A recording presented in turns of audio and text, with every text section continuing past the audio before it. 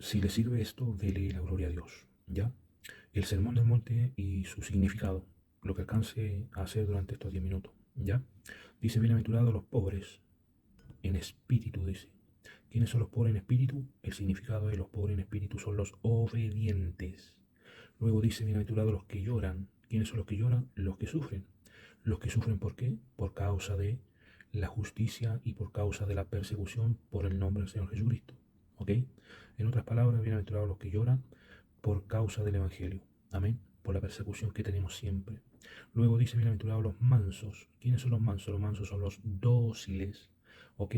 Ahí quiero parar y detenerme un segundito, porque la palabra de Dios me dice, Jesucristo dijo de una forma muy contundente, dijo, aprender de mí que soy manso y soy humilde, manso y obediente. ¿Ya? La pregunta es, ¿ser manso y obediente para qué? La respuesta es ser manso y obediente para eh, tener descanso para nuestras almas, para cuando nosotros morimos, ¿ya? Pero ser manso y obedientes ¿a quién? Ser mansos y obedientes al Espíritu Santo. Un ejemplo muy cortito, el burrito que llevaba a Jesús cuando iba entrando a Jerusalén. Ok, nosotros tenemos que ser ese burrito, ¿ya? Lo coloco como ejemplo, ¿ya? Y el Espíritu Santo vendría siendo Jesús, ¿ya? Recuerde que el que es guiado por el Espíritu Santo, ese es hijo de Dios, ¿ya? Así que no se olvide, obediente y siendo manso al Espíritu Santo. Luego dice, bienaventurados los que tienen hambre y sed de justicia, porque serán saciados, ¿verdad? Bueno, cuando uno tiene hambre y sed de justicia, está queriendo decir, oye, necesito que seremos saciados, significa que obtendremos justicia de Dios, ¿se comprende? Obtendremos justicia de Dios. Luego enseña, dice, bienaventurados los misericordiosos porque alcanzarán misericordia. Bueno, la palabra de Dios enseña, aquí también me tengo que detener un segundito, enseña de que nosotros tenemos que sembrar misericordia para poder cosechar misericordia para el tiempo que vayamos a necesitar misericordia, específicamente cuando lleguen los días malos, dice la palabra, que son los tiempos de vejez, los tiempos de ser anciano. ¿Qué pasa en ese tiempo? En ese tiempo llegan las enfermedades. Entonces hay muchas cosas que el Señor, y la carencia de todo, también llega la carencia económica. Entonces por eso el Señor nos enseña en el libro de Eclesiastés, dice, siembra tu pan y échalo en las aguas y después de muchos días lo encontrarás. Significa de que mientras tú seas más o menos joven, por así decirlo, o tenga la fuerza de trabajar, ayuda siempre a las demás personas, comparte tu pan, porque en el momento que lo necesites, cuando llegues a viejo, ya va a pasar mucho tiempo, eso significa echarlo en la agua, que pasa el tiempo, y después que pase mucho tiempo, también vas a recibir misericordia, ¿verdad? Así como tú sembraste misericordia, vas a cosechar misericordia cuando seas viejo, ¿ya? Ojo con eso. Y recuerde que la misericordia es el auxiliar a las demás personas. En todo lo que uno puede auxiliarla, uno la puede auxiliar, ¿ya? Porque así como usted siembra, también va a cosechar lo mismo que usted siembra, ¿ya? Y no solamente para usted, sino que también para su generación, puede ser para sus padres y también para su descendencia hacia abajo, que son sus hijos y sus nietos.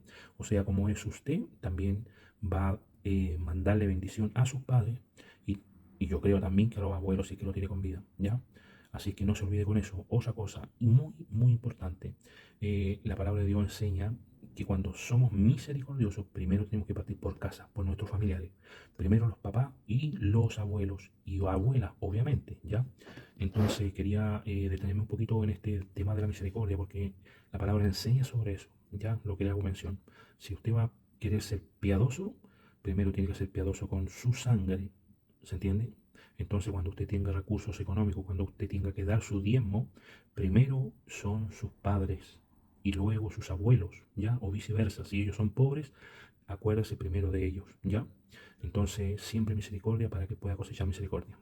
Ahora, cuando dice bienaventurados los del limpio corazón, también quiero hacerle mención de lo siguiente: cuando usted siembra misericordia, ayuda a las demás personas, dice la palabra de Dios que bienaventurados los del limpio corazón. ¿Cómo se logra limpiar el corazón? Dice la palabra de Dios en el libro de Lucas 11:41, dice, da limosna de lo que tú tienes, ¿se entiende? De lo que tú tienes, de lo que tú posees, y entonces será limpio tu corazón. Será limpio desde dentro, desde el corazón, y también hacia el exterior, ¿ya? Entonces cuando te dice bienaventurados los misericordiosos, bueno, ahí también estás ayudando a limpiar tu corazón, ¿se entiende? Ok, Cuando dice bienaventurados los pacificadores, ¿quiénes son los pacificadores? Los pacificadores somos los intercesores, ¿ya? En otras palabras sería bienaventurados los intercesores, ¿ok?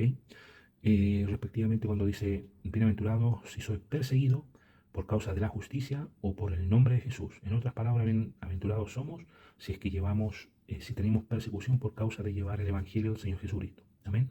Luego enseña la sal de la tierra, dice la palabra, o por lo menos nos enseña el Señor Jesús, ustedes son sal para los seres humanos, para las personas. Ustedes son la sal para los seres humanos, pero si no son sal, no sirves para nada, solamente para echar fuera del reino de los cielos. ¿Se comprendió, verdad?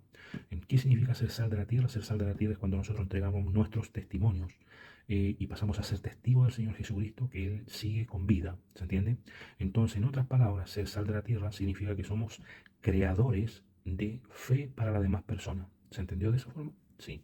Cuando dice, ustedes son la luz del mundo, ¿qué significa ser la luz del mundo? Significa que nosotros tenemos que ser buenos ejemplos de los demás creyentes. ¿En qué cosa tenemos que ser buenos ejemplos? Bueno, dice la palabra específicamente que tenemos que ser buenos ejemplos en las buenas obras, pero también la Biblia dice que tenemos que ser buenos ejemplos en toda forma de vivir para el resto de las personas. O sea, tenemos que de alguna forma ser un buen ejemplo para las demás personas, para la comunidad, ¿ya?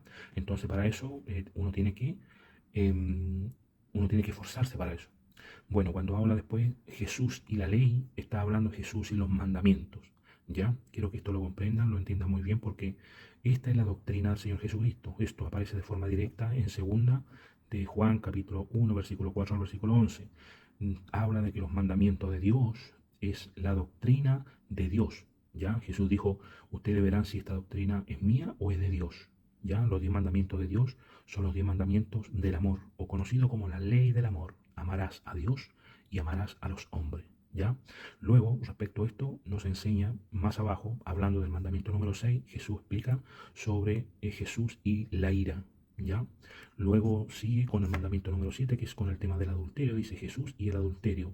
Ahí también cae cuando dice Jesús y el divorcio, también está hablando exactamente lo mismo. También cuando habla de Jesús y los juramentos, ahí está hablando del mandamiento número 3, ¿correcto?